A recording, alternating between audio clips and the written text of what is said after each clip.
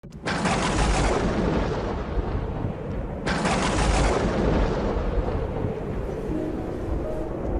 aquel tiempo iba Jesús camino de una ciudad llamada Naín, y caminaban con él sus discípulos y mucho gentío. Cuando se acercaba a la puerta de la ciudad, resultó que sacaban a enterrar a un muerto, hijo único de su madre, que era viuda, y un gentío considerable de la ciudad la acompañaba. Al verla el Señor se compadeció de ella y le dijo: «No llores». Y acercándose al ataúd lo tocó. Los que lo llevaban se pararon y dijo: «Muchacho, a ti te lo digo, levántate». El muerto se incorporó y empezó a hablar y se lo entregó a su madre. Todos, sobrecogidos de temor, daban gloria a Dios diciendo: «Un gran profeta ha surgido entre nosotros, y Dios ha visitado a su pueblo». Este hecho se divulgó por toda Judea y por toda la comarca circundante. Palabra del Señor. Gloria a ti, Señor Jesús. Varias cosas en este Evangelio. Primero, ver cómo como lo mismo que los relatos anteriores, nos van enseñando no solo que Dios, Jesucristo, verdadero Dios, hace milagros por amor al hombre. Tiene el poder de parar las leyes de la naturaleza porque ha sido Él mismo el que las ha puesto, el que las ha creado. Pero cuando meditábamos sobre la petición del centurión a favor de un criado, decíamos, existe el poder de intercesión. Podemos interceder por alguien a quien queremos, y el Señor escucha estas súplicas, las súplicas que nacen del amor, no las que nacen del odio. Por lo tanto, la intercesión de los santos, aunque el centurión al que se refiere el Evangelio no era un santo, al menos canonizado, que yo sepa, bueno, pues aunque el centurión no lo fuera, el Señor escucha esa súplica. El poder de la intercesión por otro. Pero en este caso es que no hay ni siquiera intercesión. Jesús pasa, ve un cortejo fúnebre, la mamá, que seguramente no le conoce, no le pide ayuda, y posiblemente nadie más, al menos no consta en el Evangelio, que ninguno de sus discípulos le dijera algo. De su propia iniciativa nace hacer el milagro. Dios tiene misericordia de su pueblo. Siempre queda la pregunta inevitable: ¿por qué curó aquella viuda? ¿Por qué curó al hijo de aquella viuda? ¿Resucitó al hijo de aquella viuda? ¿Y por qué no lo hizo con otros hijos sin necesidad de que sus madres fueran viudas o siendo también estas viudas? ¿Por qué motivo el Señor no lo hizo? Siempre queda esta pregunta. Ese es el misterio de Dios. Pero lo que tenemos que hacer es, primero, como seguro dice aquella madre, dar gracias, y en segundo lugar, saber que ni siquiera hace falta que lo pidamos para que el Señor intervenga. ¿Cuántas veces el Señor interviene en nuestra vida?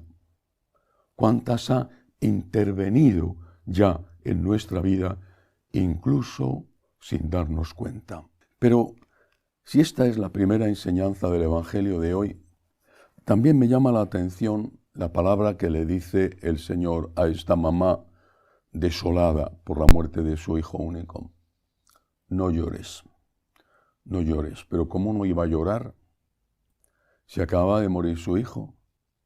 Si posiblemente sea el sufrimiento mayor que puede experimentar un ser humano. ¿Por qué le dice entonces no llores? Años más tarde, San Pablo, escribiendo a los tesalonicenses, dirá: no queremos que ignoréis la suerte de los difuntos, para que no os aflijáis como los hombres sin esperanza. No dice San Pablo para que no os aflijáis, sino para que no os aflijáis como los hombres sin esperanza.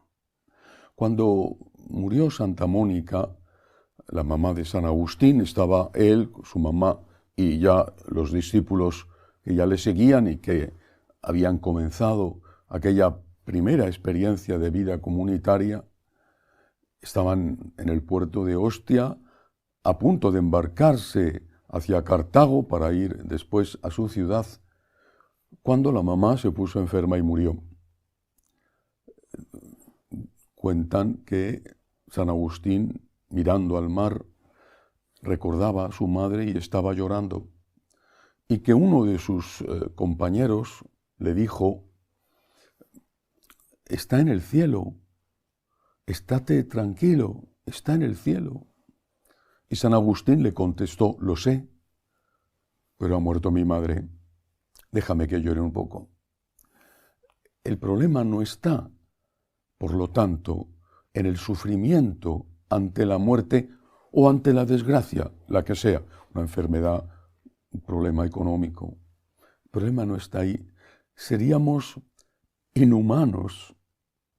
Es como si el Señor nos dijera que tenemos que convertirnos en esa especie de Buda insensible que ya no siente ni padece porque no ama a nadie y así ha llegado al nirvana, que es no sufrir por nadie porque no amas a nadie. Ese no es nuestro camino. Lo que Jesús le dice a aquella mujer es: no llores con el sufrimiento de la desesperación. No llores porque hay esperanza. En aquel caso hizo el milagro, maravilloso milagro, la resurrección de un muerto. Más tarde hará otro, por ejemplo, con Lázaro, y después lo hará consigo mismo, resucitando del sepulcro. Pero a todos y a todos los que lloran o los que lloramos por la pérdida de un ser querido, el Señor nos dice: no llores, en el sentido en que lo explica muy bien San Pablo. No queremos que ignoréis la suerte de los difuntos, para que no os aflijáis como los hombres sin esperanza. Hay vida eterna. No llores. Hay vida eterna. Cuando pierdes a alguien, creo que todos, cuando somos ya de una cierta edad, hemos pasado por esto. Cuando pierdes a alguien, el dolor primero es inevitable y hasta cierto punto es sano, hasta cierto punto. Pero ese dolor debemos preguntarnos a qué se debe. ¿A que no estás con esa persona? Es lógico, es humano. ¿O se debe más bien a que crees que ya nunca vas a estar con esa persona? Es diferente. No estoy con esa persona, pero voy a estar. Imaginemos un joven, hijo de una madre viuda, hijo único de una madre viuda, al cual le sale una oferta de trabajo en otro país, lejos. Bueno, supongamos que es una oferta en un país donde no hay internet, donde no hay ni siquiera teléfono, lo cual hasta hace poco era lo normal. Dirá, bueno, pero existe el correo. Pues supongamos que hasta las cartas son difíciles de hacer llegar. Esa mamá llora cuando su hijo se sube al barco para hacer un largo viaje transoceánico o cuando se sube a un avión. Esa mamá llora. ¿Pero por qué llora?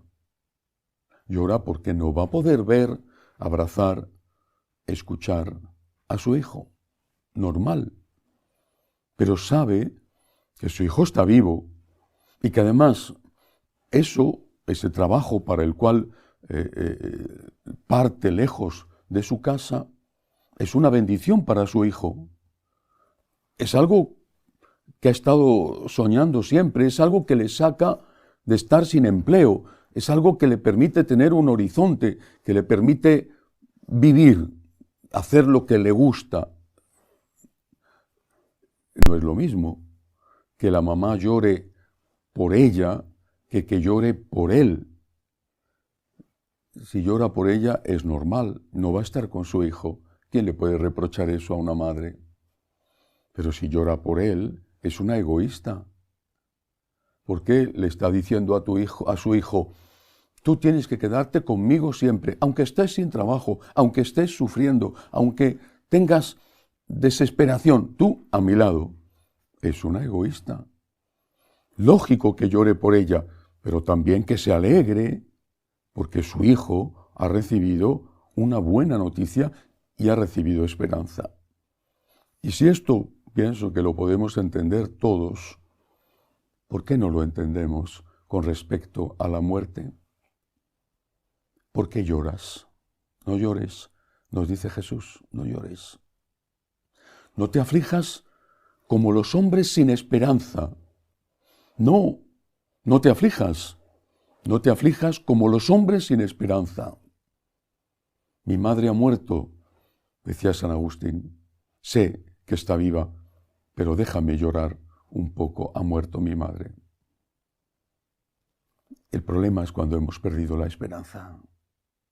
El dolor por la partida de alguien es absolutamente inevitable, pero ese dolor se puede convertir en destructivo cuando hemos perdido la esperanza.